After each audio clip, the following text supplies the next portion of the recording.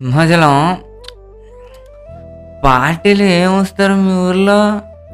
మాకేటుంటే అన్నయ్య, పొద్దున్నే కోయిలకి వెళ్తాం, ఇంటి దగ్గర వాళ్ళకి సేమియా ఇస్తాం, పొద్దుగూసి ఆ గుంట్లకి బూందీ సాకరేట్లు పంచుతాం.